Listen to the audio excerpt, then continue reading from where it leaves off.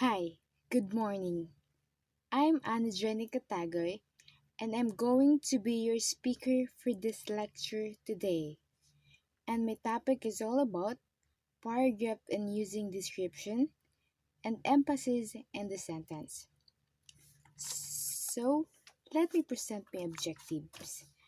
At the end of discussion, the students will be able to first define descriptive paragraph, second, identify elements of descriptive paragraph, and lastly, compose of descriptive paragraph.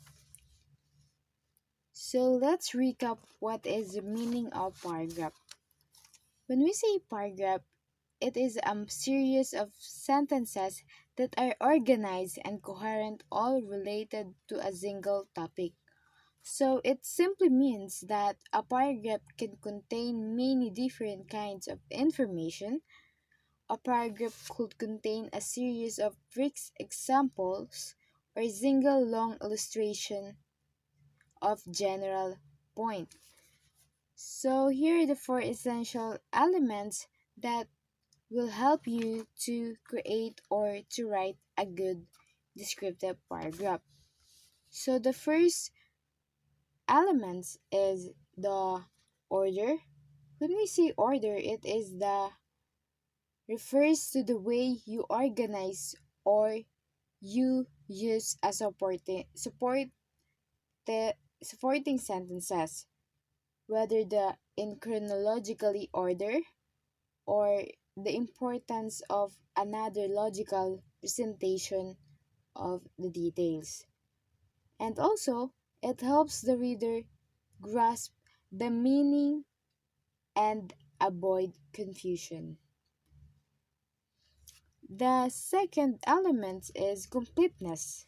When we say completeness, it's a paragraph is well developed if all sentences clearly and sufficiently support the main idea. And the third one is the unity. It is a paragraph begins with the topic sentence. It refers to the extent to which all of the ideas contained within a given paragraph hang together in a way that it's easy for the reader to understand the content. And lastly is the coherence, a quality that makes writing understandable and it close related to unity. The paragraph needs to connect each other and work together as a whole. It we can use transmission words that show order, just first, second, and third, or in logic, furthermore, in addition, or in fact. So let's now proceed to our main topic, which is descriptive paragraph. A descriptive paragraph is a collection of multiple sentences to convey a distinct message of a person and describe a place and a thing. It begins with the descriptive sentences that clearly state the topic that will be rolled out in the following sentences. A well written paragraph pulls in the five senses or what we call sensory details to engage the reader.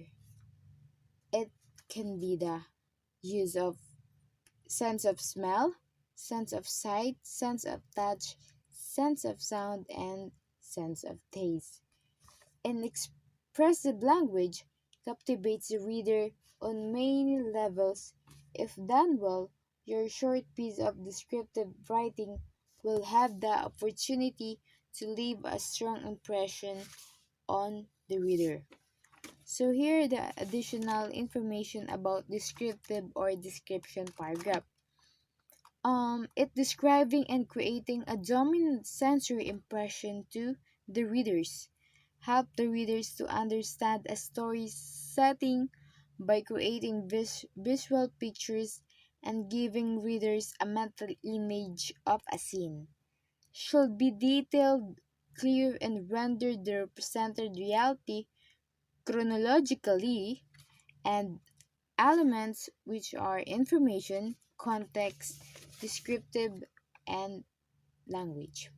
So, here are the parts of descriptive paragraph. So, the first part of your descriptive paragraph is a topic sentence, in which it is usually the first center, and it tells what the paragraph is going to be about. So you need to have the topic sentence in order for the paragraph to have any sort of beginning. It's just the sentence that tells you, reader, what exactly you're writing about. Then the next one is our middle part is the body sentence. Just like in a big paper, you have an introduction, a body, and the conclusion paragraph. It's the same way in a descriptive paragraph. Has the topic sentence, which is like the introduction, and then it has the body sentence, and this is where all the descriptive details or supporting details are given about the topic. And last part of the descriptive paragraph is the closing sentence or the conclusion. It is called the closing sentence because it wraps up the paragraph, so it could also be like a transition that moves on to another paragraph. If you're gonna wrap more than one, it's okay. But your closing sentence wraps it all up to you, and and remember, just end the paragraph without leaving it hanging all right. So you can have or you can create a good descriptive paragraph. So about show don't tell, remember when you're writing a descriptive paragraph, it's really important to show and don't tell. Descriptive writing is all about creating that mental image. Just telling me something isn't the same as showing me. All the details of it give all the details of it give me that image in my hand. Okay, just like for example, you had show and tell. You know, little kids do that in elementary a lot, and they bring something, then they show it to the class, and then they tell about it. Well, we're focusing on this show part. So here's two examples of a sentence or a short little paragraph about a stuffed beer, but one of them is telling what is the other on actually showing, and the other one is just it's just telling about the beer. So in the first sentence, it says that my stuffed beer is one of a kind. Yes, that tells me what I'm talking about, but it doesn't tell any details about it. Doesn't give doesn't give the mental image.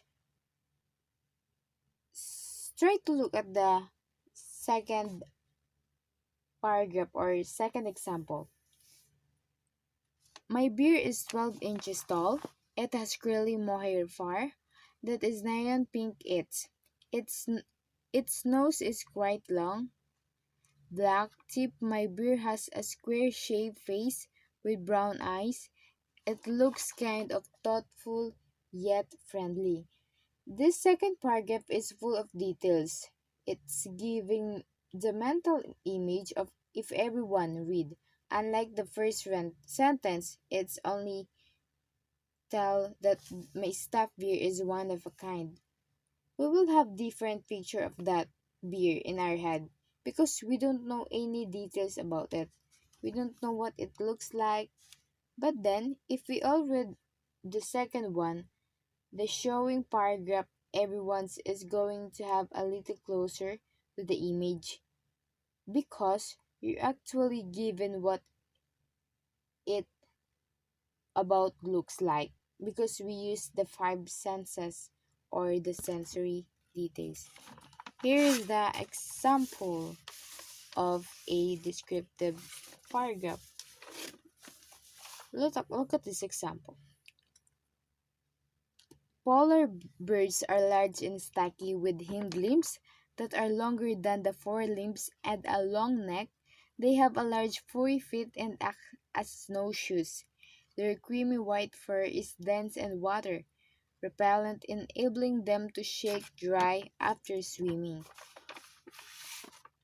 So, I've underlined the body and I write in red topic and the closing sentence. For you to understand different colors, the topic sentence is in red, the body is in black and it have underline, and the closing sentence is in blue. Um, you need to read that to yourself and pay pay very close attention to the descriptive words that we use and look for the sensory details that give you ideas of what it looked like, sounded like, felt like, or smelled. Look for those descriptive words in the paragraph. So, dominant impression. Um, Dominant impression is you need to have a dominant impression. So, for you to describe one thing, and that one thing is your main point, and this becomes your topic or thesis statement, and you might describe a place, a person, or a thing. So, let's try this example. The island was a disaster after the hurricane. What's the dominant impression here? We know the topic is the island, but what we are saying about the island, we're saying that the island was a disaster after the hurricane. So, this disaster is our dominant impression, and that's what we want to describe. So, to support this dominant impression, we can use the senses or add specific details to support the topic or your topic statement. So, what do you do? See, hear, smell, feel, or taste. In the island was a disaster after the hurricane. It is, it can be by means of the five senses. You can smell dead fish, you see broken trees, you hear the sound of silence, you can feel the hot sun and humidity in the air during hurricane or after hurricane. It becomes very humid. And lastly, you can taste warm water because there's no refrigeration, so the bottled water is going to be warm or hot. So here are the example of descriptive paragraph. The first one is about the student Javier. My name is student Javier and I am a grade 12 student currently attending Mark R. Ishfried Secondary School during grade 11 and grade 12. I have chosen to take a wide range of courses in order to prepare for my post-secondary studies. These courses have included science such as chemistry and physics, as well as English, math, foundation, geography, and history. Although my educational choices have evolved around academic subject, I have also found the enjoyment and creativity in visual arts and concert band. So the topic sentence is written in red and it signifies that my name is student Javier and that is our topic. The next one is the body sentence have underlined and it's written in the black. And lastly, the close sentence or our conclusion, it is written in blue and it cycles about I have also found enjoyment and creativity in visual arts and concert band. So let's now proceed to our second example, which is all about the movie theater. The movie theater is an exciting place where people can relax and enjoy the experience. The warm scent of popcorn emanates throughout the cinema and waft of chocolate delights the air. The pitter patter of young children's feet scampering about the arcade creates a feeling of anticipation and joy before the movie begins. Youthful couples and sleepy grandparents saunter through the doors. As the movie begins, the soft cushions allow tired bodies to sink in and rest. Everyone's mind are taken miniature vacation as they watch the movie before them. The cinema is an extraordinary place spent downtime. So, in this example, we talk about, or our topic that we talk about is all about the movie theater, which is written in red. And from this as an exciting place up to they watch the movie before them, it is our body sentence and it have underlined. And lastly, our conclusion or the close sentence is written in blue that cinema is an extraordinary place to spend downtime. So our last topic is in the category of a thing and that is all about my brother's Michael's bedroom. My brother's Michael's bedroom shows his big interest in fantasy and science fiction. Glow in the dark stars are pasted on the ceiling, where at night then glow in the dark. Other, stand, other stars can be seen covering the ceiling during the day, giving the appearance of a starry sky. Movie poster line the frame. Below the poster are two black steel bookcases crowded with old books, old videos like Raiders of the Lost Ark and Alien are also stacked on the bookshelves. Anyone entering my brother's room knows at once that Michael liked to escape to fantastic place. So in this example, we talk about the my brother's Michael's bedroom. So that is our topic or our main topic in this paragraph. And the body of the paragraph or the body sentence is have underlined from shelves up to bookshelves that represent our body sentence.